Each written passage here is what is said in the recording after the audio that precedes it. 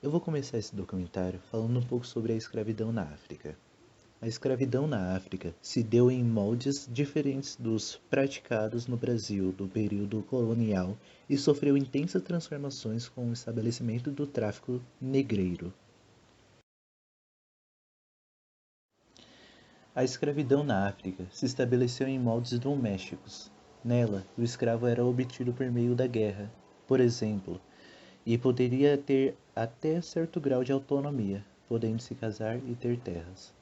Com o tempo, ele era integrado à comunidade de que passou a fazer parte. O comércio de escravos trouxe profundas transformações para a escravidão na África. A economia da África começou a se basear mais no comércio de escravos para fora. Com isso, as pessoas viam negros como apenas animais que podiam ser vendidos ou objetos. E isso nos faz entrar no próximo tópico, o racismo.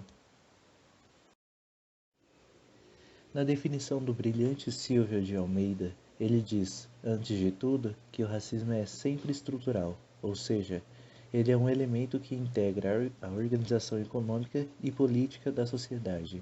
Em suma, o racismo é manifestação normal de uma sociedade e não um fenômeno patológico, ou que expressa algum tipo de anormalidade. Isto é, podemos concluir dessa leitura que existem sociedades que têm na sua própria estrutura a discriminação, privilegiando algumas raças em detrimento das outras.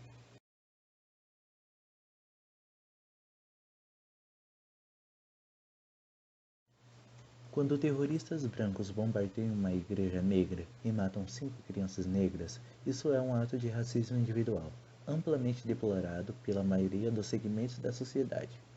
Mas quando nessa mesma cidade 500 bebês morrem a cada ano por causa da falta de comida adequada, abrigos e instalações médicas e outros milhares são destruídos e mutilados física, emocional e intelectualmente por causa das condições de pobreza e discriminação na comunidade negra, isso é uma função do racismo institucional.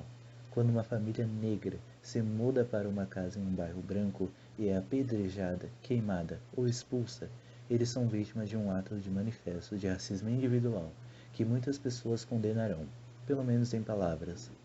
Mas é o racismo institucional que mantém os negros presos em favelas dilapidadas, sujeitas às pressões diárias de exploradores, comerciantes, agiotas e agentes imobiliários discriminatórios.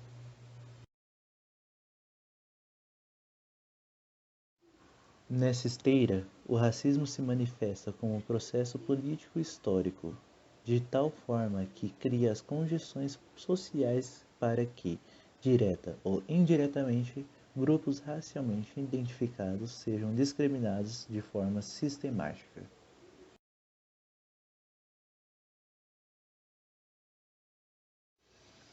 O terceiro, e talvez mais complexo aspecto, é o chamado racismo estrutural, que, na definição de Silvio Almeida, seria uma decorrência da própria estrutura social, ou seja, do modo normal com que se constituem as relações políticas, econômicas, jurídicas e até familiares, não sendo uma patologia social e nem um desarranjo institucional.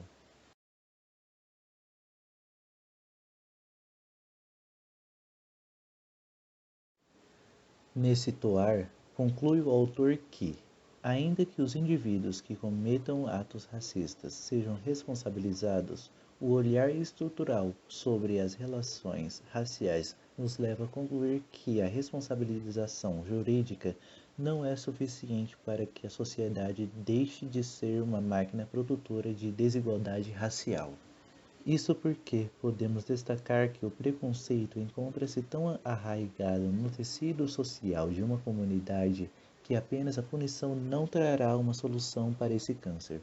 Somente mudando e repensando a própria concepção da realidade de uma nação é que se poderá falar em soluções.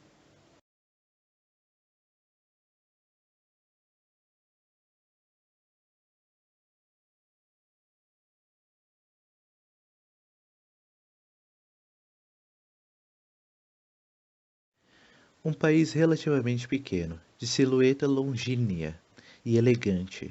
A República do Togo, localizada na África Ocidental, tem um histórico recente de instabilidade econômica, embora algumas regiões tenham alto desenvolvimento educacional. A população togolesa é uma das mais jovens do continente, com cerca de 70% da população abaixo dos 35 anos. Entre as dezenas de etnias que habitam seu território, os Temberma, também conhecidos por Catamariba, vivem na região nordeste do país e são responsáveis pelas taquienta, casas de barro em forma de torre, reconhecidas como Patrimônio Mundial da Unesco.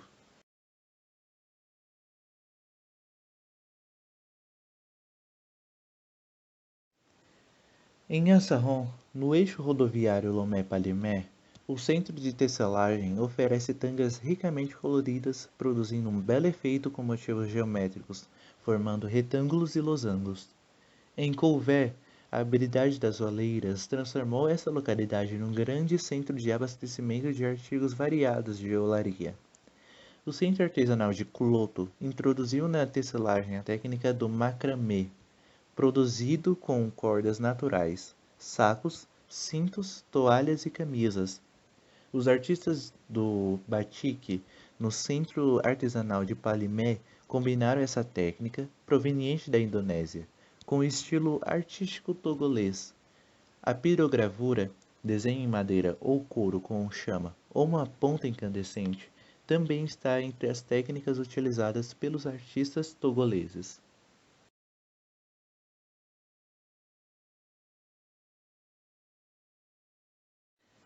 Nas artes visuais, podemos destacar Sajiko Okipediu, Teté Azankpo e o também músico Jimmy Hope.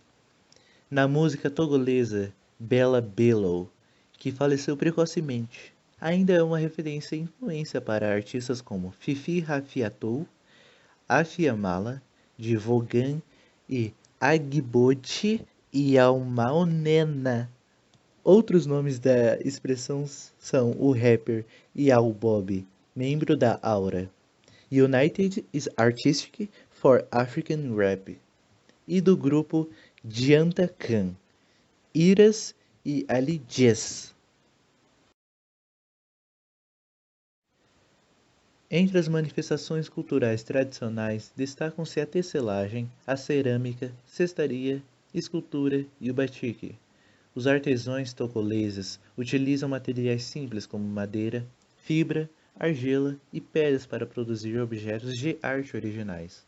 O Ministério da Cultura fez, no ano de 2015, um inventário cultural que surpreendeu pelo grande número de expressões artísticas do país. Na capital Lomé, o artesanato inserido na paisagem urbana surpreende os visitantes pela presença constante. Nas proximidades do grande mercado e nos bairros populares da capital, artesãos podem ser vistos em toda parte, em tendas de sapateiros, de joalheiros, identificadas através de uma sandália ou de uma joia pendurada na porta de madeira.